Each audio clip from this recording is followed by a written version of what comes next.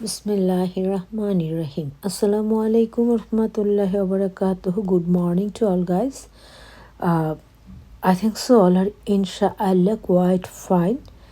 আমি তোমাদের সাথে আজকে বেশ কিছু আমাদের নবীজির সুন্নাহ মোতাবেক কিছু হাদিস তার সাথে বিভিন্ন হাদিস কালাম শেয়ার করব। এগুলো জেনে রাখলে ভালো, কেন জানো তো? আমরা এগুলো যদি আমাদের রুজ্জুতে ধারণ করি বিশ্বাসের সাথে, ইনশাআল্লাহ পরকালে আমাদের জন্য অনেক ভালো পুরস্কার থাকবে।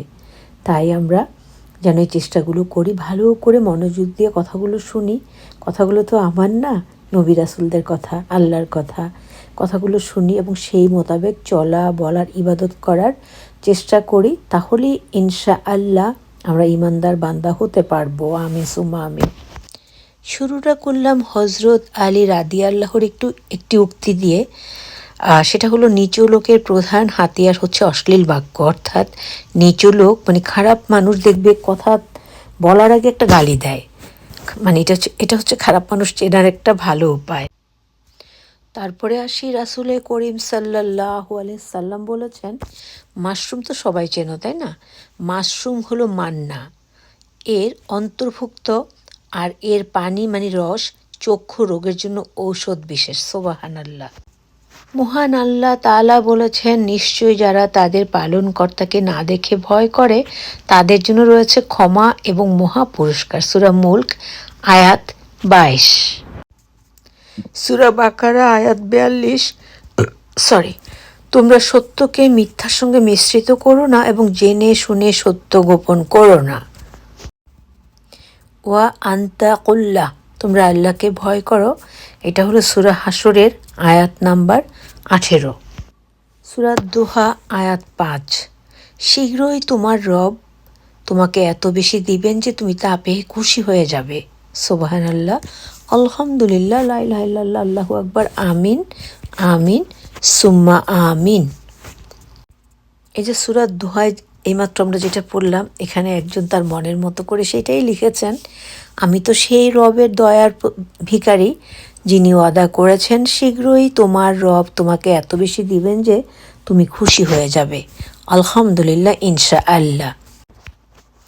হে আদম সন্তান, আমার ইবাদতে সময় ব্যয় করো, তাহলে আমি তোমাদের অন্তরকে সম্পদে ভরে দিব ও তোমার হাতকে রিজিকে ভরে দিব। সুবহানাল্লাহ, আলহামদুলিল্লাহ। তিরমিজি হাদিস নাম্বার 2654। রাসূলে করিম সাল্লাল্লাহু আলাইহি সাল্লাম বলেছেন, যে লোক আমাকে স্বপ্ন দেখে সে শীঘ্রই জাগ্রত অবস্থাতেও আমাকে দেখবে, কেননা শয়তান আমার আকৃতি ধারণ করতে পারে না। বুখারী শরীফ 6993। হে আল্লাহ রাব্বুল আলামিন, সেই তৌফিক তুমি আমাদের সবাইকে দান করো। আমিন আমিন সুম্মা আমিন। রাসূলে করিম সাল্লাল্লাহু আলাইহি সাল্লাম বলেছেন, যে ব্যক্তি ঘুমাতে যাওয়ার সময় আয়াতুল কুরসি পড়বে, আল্লাহ তার জন্য একজন ফেরেশতা নিযুক্ত করবেন যে তাকে সকাল হওয়া পর্যন্ত পাহারা দেবে। বুখারী শরীফ 2311। তোমরা আমাকে স্মরণ করো, আমিও তোমাদেরকে স্মরণ করব। এটা হলো সূরা বাকারার 52 নম্বর আয়াত। কত সুন্দর কথা, তোমরা আমাকে স্মরণ করো, আমিও তোমাদেরকে স্মরণ করব। সুবহানাল্লাহ। রাসূলে করিম সাল্লাল্লাহু আলাইহি সাল্লাম আরও বলেছেন, নিশ্চয়ই আল্লাহ সেই বান্দার প্রতি সন্তুষ্ট হন যে বান্দা কিছু খেলে আল্লাহর প্রশংসা করে এবং কিছু পান করলে আল্লাহর প্রশংসা করে, যেমন আলহামদুলিল্লাহ বলা। কিন্তু এটা অনেকেই করতে চায় না, আল্লাহ মাফ করো। রাসূলে করিম সাল্লাল্লাহু আলাইহি সাল্লাম এও বলেছেন, মরুভূমিতে হারিয়ে যাওয়া উট খুঁজে পেয়ে বান্দা যতটা খুশি হয়, আল্লাহ বান্দার তওবায় তার চেয়ে বেশি খুশি হন। সহিহ বুখারী 6309। দৈনিক 5 ওয়াক্ত সালাত মানে নামাজ আদায় করলে 50 ওয়াক্ত সালাতের মানে নামাজের সওয়াব পাওয়া যায়। এটি কে বলেছেন? আমাদের প্রিয় নবী হজরত মুহাম্মদ সাল্লাল্লাহু আলাইহি সাল্লাম বলেছেন, সহিহ বুখারী 213। এটা আমরা জানি যে আল্লাহ পাক শুরুতে আমাদের জন্য 50 ওয়াক্ত নামাজ প্রতিদিন ফরজ করেছিলেন। আমাদের পেয়ারে নবী, আমাদের প্রাণের নবী, পৃথিবীর শ্রেষ্ঠ এবং শেষ নবী হজরত মুহাম্মদ সাল্লাল্লাহু আলাইহি সাল্লাম আল্লাহকে কেঁদে কেঁদে বলেছিলেন, হে আল্লাহ রহমানুর রহিম, আমার উম্মতরা এতটা পারবে না, আপনি তাদের জন্য কমিয়ে দিন। শেষে নবীজির কথায় কমাতে কমাতে কমাতে কমাতে সেই 50 ওয়াক্তকে 5 ওয়াক্ততে দৈনিক আমাদের জন্য বরাদ্দ করেছে। কয়জন আমরা সেটা করি? কিন্তু আল্লাহ পাক বলেছেন, যারা আমরা চেষ্টা করি সহি শুদ্ধভাবে পবিত্রতার সাথে 5 ওয়াক্ত নামাজ পড়ার, সেই 50 ওয়াক্ত নামাজের সবই আমরা পেয়ে যাব। তাহলে আমরা যেন আবারও বলি সুবহানাল্লাহ, আলহামদুলিল্লাহ, লা ইলাহা ইল্লাল্লাহ, আল্লাহু আকবার, আমিন।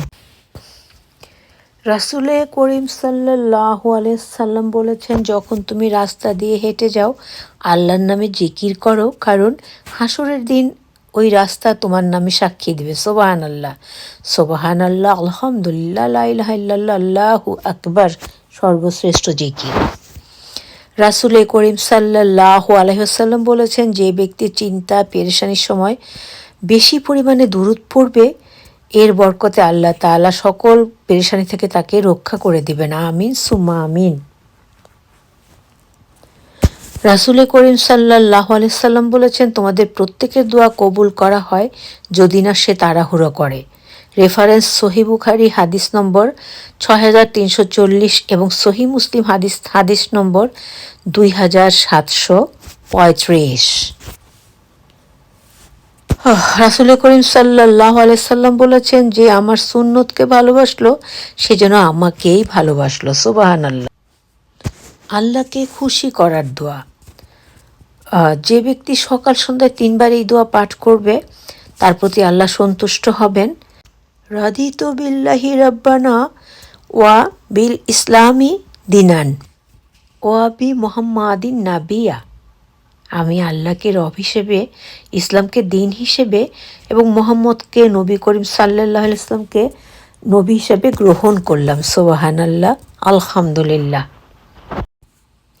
ওয়াফু লিন্নাসি তুন্না, অর্থাৎ তোমরা মানুষের সাথে উত্তমভাবে কথা বলবে। সূরা বাকারা আয়াত 83। রাসূল করিম সাল্লাল্লাহু আলাইহি সাল্লাম বলেছেন, মানুষ দুনিয়াতে যাকে ভালোবাসে কিয়ামতে তারই সাথী হবে। সহিহ বুখারী। আল্লাহর উপর ভরসা করো তোমরা যদি মুমিন হও। সূরা আল মাইদা 5:23। রাসূল করিম সাল্লাল্লাহু আলাইহি সাল্লাম বলেছেন, যে আমার উম্মত থেকে বিমুখ হলো সে আমার লোক নয়। কথাটা আমি আবার পড়ি। রাসূল করিম সাল্লাল্লাহু আলাইহি সাল্লাম বলেছেন, যে আমার সুন্নাহ থেকে বিমুখ হলো মানে দূরে থাকলো সে মুমিন মুসলমান নয়। আল্লাহ মাফ করো। তিনি আরও বলেছেন, যে ব্যক্তি প্রত্যেক ফরজ নামাজের পরে আয়াতুল কুরসি পাঠ করবে, মৃত্যু ছাড়া জান্নাতে যেতে তার আর কোনো বাধা থাকবে না। সুবহানাল্লাহ।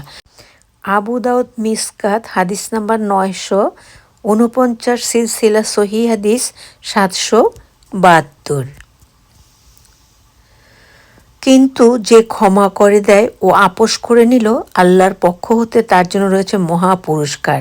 সূরা আশ-শূরার 40 নম্বর আয়াত। দেখো, তিনি এখানে বলেছেন ক্ষমাটা যে কত মহৎ গুণ, এই কথা উল্লেখ করেছেন। রাসূল করিম সাল্লাল্লাহু আলাইহি সাল্লাম বলেছেন, ওযু করার সময় কেউ যদি উত্তম রূপে ওযু করে তাহলে তার শরীরে সমস্ত গুনাহ বের হয়ে যায়, এমনকি তার নখের নিচের গুনাহ বের হয়ে যায়। সহিহ মুসলিম 484 এবং 458। রাতে তাহাজ্জুদ পড়ো, অচিরেই তোমার রব তোমাকে প্রশংসিত স্থানে প্রতিষ্ঠিত করবেন। সূরা বনি ইসরাইল 79। তাহাজ্জুদের কথাটা কত সুন্দর করে বনি ইসরাইলে বলা হয়েছে, যে তাহাজ্জুদ পড়লে আল্লাহ পাক আমাদেরকে প্রশংসিত স্থানে পৌঁছে দেবেন ইনশাআল্লাহ। নবী করিম সাল্লাল্লাহু আলাইহি সাল্লাম বলেছেন, তোমরা স্ত্রীদের জন্য মঙ্গলকামী হও। বুখারী শরীফ 3331, মুসলিম 47। নূহ নবী আলাইহিস সালাম ব্যর্থতার পরে যে দোয়া পড়ে সফল হয়েছেন, রাব্বি আন্নি মাগলুবুন ফান্তাসির, অর্থাৎ হে আল্লাহ আমি তো অসহায়, আমাকে সাহায্য করুন। আমিন আমিন সুম্মা আমিন।